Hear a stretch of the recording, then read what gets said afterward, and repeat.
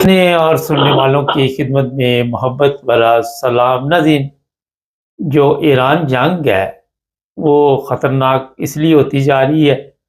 کہ امریکہ مختلف طریقوں کے ساتھ ایران کو یہ میسیج دے رہا ہے کہ ہم آپ کو تباہ کر دیں گے، آپ ہتھیار پھینک دیں۔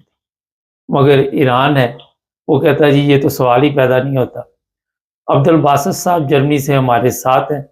سر کیا دیکھ رہے ہیں، کدھر جا رہے ہیں حالات؟ ابھی فی الحال تو حالات جو ہیں وہ ٹکراؤ کی طرف ہی جا رہے ہیں، کیونکہ ایران جو ہے وہ اس نے تو بالکل صاف انکار کر دیا ہے کہ مذاکرات اس وقت تک نہیں کرنے میں نے جب تک جو ہے اسرائیل جو ہے اپنے یہ حملے روکے گا نہیں۔ لیکن میرا اب خیال یہ ہے کہ امریکہ اس میں شاید کودنے میں تھوڑا ڈیلے کر دے، کیونکہ اسرائیلی پبلک جو ہے اس میں سے بڑی آوازیں اٹھ رہی ہیں اور وہ جو ہیں اپنی حکومت کے خلاف جو ہیں یہ اظہار کر رہے ہیں کہ یہ ہر جگہ جو ہے یہ ہماری تباہی کا باعث بن رہی ہے۔ اور ابھی بھی جو افواہیں پھیلی ہوئی ہیں کہ 5,000 یہودی جو ہے وہ جانا چاہ رہا ہے اسرائیل سے باہر، لیکن حکومت جو جانے نہیں دے رہی ہے، تو اس لحاظ سے میرا خیال ہے کہ ابھی حکومت جو ہے اسرائیلی ہے اس کے اوپر بہت دباؤ ہے، اور ہو سکتا ہے کہ وہ جو ہے اپنے یہ جو اٹیک کر رہے ہیں اس کو اپنے شہریوں کو بہانہ بنا کے جو ہے وہ ٹرمپ ان کو کہہ دے کہ ابھی اب جو ہے نا تم کسی نہ کسی کی چیز کے لیے تیار ہو جو اور اس جنگ کو جو ہے روکنے کی کوشش کرو۔ سر یہ بتائیے، جنگ کو روکنے کی کوشش کریں، لیکن وزیر دفاع تو جو اسرائیل کا وہ تو دھمکیاں لگا رہا ہے کہ جو سپریم لیڈر ہے ہم ان کو ختم کر دیں گے، اور وہ تو کہہ رہے ہیں کہ کسی صورت بھی یہ ہو ہی نہیں سکتا کہ ایران اگر ہتھیار نہ ڈالے جس طرح ٹرمپ ابھی تک کہہ رہا ہے تو ہم اس کو اس وقت تک چھوڑیں گے نہیں۔ یہ آپ کی بات ٹھیک ہے، وہ وزیر دفاع نے اس نے جو ہے دھمکی لگائی ہے، لیکن دوسری طرف آپ دیکھیں کہ جو انٹرنیشنل اٹامک ایجنسی ہے اس کے سربراہ نے پہلے جو قرارداد منظور کو آئی ایک ہفتہ پہلے کہ جی یہ اس کے پاس جو ہے یہ اپنے صحیح طریقے سے ہمیں یہ جو ہے اس کے جو ہے اصول ان کو فالو نہیں کر رہا ہے، لیکن آج جو اس کا بیان آیا ہے ایک انٹرویو کے بعد، اس انٹرویو میں اس نے کہا جی کہ ہم جو ہے یہ اس چیز کی تصدیق کرتے ہیں کہ ایران جو ہے وہ کسی طرح سے بھی اس کے قریب نہیں ہے کہ وہ ایٹم بم بنا سکے۔ تو یہ جو ہے یہ اب اس انٹرنیشنل ایجنسی کی طرف سے یہ بیان جب آیا ہے، اس کو بھی جو ہے ان کے سپریم لیڈر جو ہیں ایران کے انہوں نے کہا ہے کہ یہ تم نے بیان اب جو دیا ہے یہ بڑا لیٹ دیا ہے، تم نے ہمارے ساتھ پہلے دھوکہ کیا ہے، تو اس لیے اب جو انٹرنیشنل جو ہے رائے جو ہے وہ جو ہے وہ امریکہ کے خلاف ہو جائے گی، اور اسی لیے جو ہے یہ اس بیان کے بعد جو ہے یہ یورپین یونین کے جو وزرائے خارجہ ہیں ان کی بھی آپ پتہ ہے برطانیہ اور فرانس اور جرمنی کی ایک میٹنگ ہو رہی ہے جس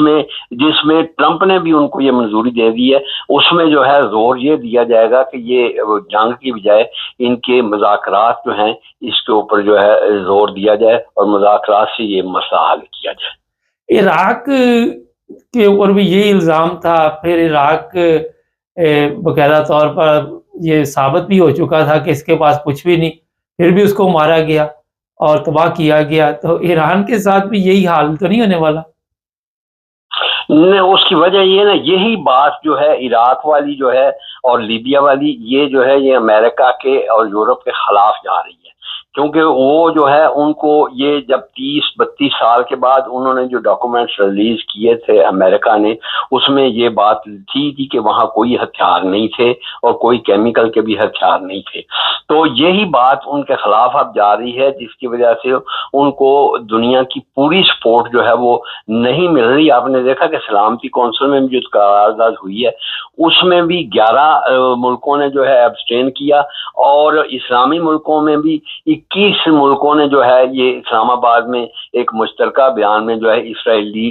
جو ہے اٹیک کی یہ مذمت کی ہے۔ تو اس میں عراق کے معاملے میں جو تھا اور یہ دوسرے لیبیا کے معاملے میں اس وقت ان کو دنیا کی پوری حمایت حاصل تھی. ابھی جو ہے دنیا کی رائے بٹی ہوئی ہے، اسی وجہ سے کہ جو ان کے ڈاکومنٹس ریلیز ہوئے تھے عراق کے، ان میں یہ ثابت ہوا تھا کہ وہاں کچھ بھی نہیں تھا. تو اس سے لوگ یہ سمجھ رہے ہیں کہ اب ایون امریکہ کے اندر بھی کچھ لوگ یہ سمجھ رہے ہیں کہ یہ جو ہے یہ ان کی ایک عادت ہو گئی ہے کہ کسی کے اوپر الزام لگا کے ٹیکس پیئر کا پیسہ جو ہے وہاں برباد کرتے ہیں. اس لیے میرا خیال ہے کہ جو آج بیان بھی آیا ہے ٹرمپ کا کہ ابھی ہم نے فیصلہ نہیں کیا، اس سے بھی پتہ چلتا ہے کہ وہ کسی نہ کسی اور نتیجے پہ پہنچنا چاہتے ہیں. ایک بڑا اہم سوال آپ سے بھی پوچھتے ہیں، عاصم منیر کو ایسے حالات میں جب ایران کے ساتھ جنگ اسرائیل کی چل رہی تھی تو کیا ضرورت تھی ملاقات کرنے کی؟ آگے پیچھے بھی تو یہ ہو سکتی تھی ملاقات. ہاں، ملاقات تو آگے پیچھے بھی ہو سکتی تھی، لیکن میرا یہ خیال ہے کہ یہ ایک پاکستان کے لیے اچھا شگون نکلا ہے، اس لیے کہ پاکستان کو جو ہے یہ سمجھ آ گئی ہوئی ہے کہ امریکہ جو ہے ان کو ہمیشہ دھوکہ دیتا ہے. اس لیے اس ملاقات میں آپ نے دیکھا کہ گیا تو وہ عاصم منیر اکیلے تھے دورے پہ، لیکن جب ٹرمپ کے ساتھ ملاقات ہوئی کہ آئی ایس آئی کے چیف کو بھی بلا لیا. میرا تجزیہ یہ ہے کہ آئی ایس آئی کے چیف کو جو بلایا ہے ان کے پاس جو انٹیلیجنس کی اطلاعات ہیں کہ جو اسرائیل ہے جو یہ اس کے بعد یہ ہمارے ساتھ بھی یہی ہاتھ کرنے والا ہے، یہ چیزیں لے کر وہ میرا ٹرمپ کے پاس گیا ہے. اور جس کی وجہ سے جو ہے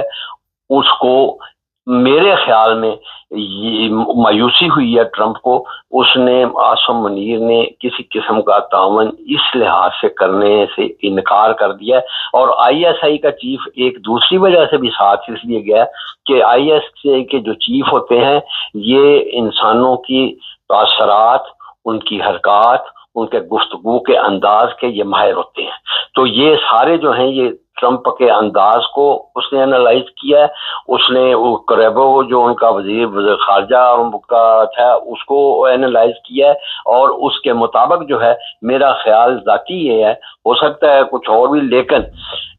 یہ انہوں نے اس کے ساتھ کچھ بھی کمٹ نہیں کیا ہے یہ آرمی چیف نے کہ کوئی اس کے ساتھ ایسا تعاون کریں گے جس سے ایران کو نقصان پہنچ سکے. اس کی دوسری وجہ یہ کہ آپ نے دیکھا کہ جس دنوں یہ امریکہ کے دورے پہ تھے چیف آف آرمی اسٹاف، حکومت پاکستان سرکاری سطح پہ لازمی طور پہ اس کی مذمت کرتی رہی ہے. اور آج بھی آپ نے دیکھا ہوگا کہ وزارت خارجہ نے خاص طور پہ اس موقع پہ جب اس کے ساتھ ملاقات ہو رہی تھی دوبارہ اسرائیل کی جو ہے یہ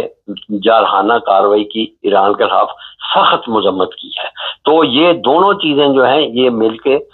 اس وقت ایک پیغام گیا ہے اس کو ٹرمپ کو کہ اس دفعہ یہ اتنا ایزی نہیں ہوگا. اور تیسری بات چونکہ آپ کو شاید اس چیز کا معلوم نہ ہو، یہ جو ہے ایک پہلے ایکسرسائز ہوا کرتی تھی ایئر فورسز کی امریکہ میں جس کا نام تھا ریڈ فلیگ یا یہ گرین فلیگ. وہ ایکسرسائز جو ہے اس میں پاکستان کو ہر دفعہ وہ بلاتے تھے، لیکن جب یہ انڈیا کے ساتھ ان کا تعلقات ہوئے ہیں تو انڈیا کے کہنے پہ انہوں نے پاکستان کو اگنور کرنا شروع کر دیا تھا اور اس کو نہیں تھا بلایا. اس کے بعد ہی پاکستان نے یہ اپنی چیزیں جو ہیں وہ ڈیولپ کرنی شروع کر دی تھی، اور اس نتیجے پہ پاکستان پہنچا ہوا ہے کہ ہم اس کے اوپر امریکہ کے اوپر اب اعتبار اس معاملے میں نہیں کریں گے. سر یہ مجھے بتائیے، ویسے چلے آپ جو کہہ رہے ہیں ہو سکتا ہے آپ کے خیال میں ٹھیک ہو، پاکستان کی سیاسی جو گورنمنٹ بیٹھی اس کی کوئی حیثیت یا اوقات، یا جو جج عدالتوں میں بیٹھے ہیں ان کی کوئی اپنے دماغ ہوں یا یہ سارے اپنے دماغ سے چل سکتے ہوں، یا ان کے کوئی بیانات کی ویلیو ہے؟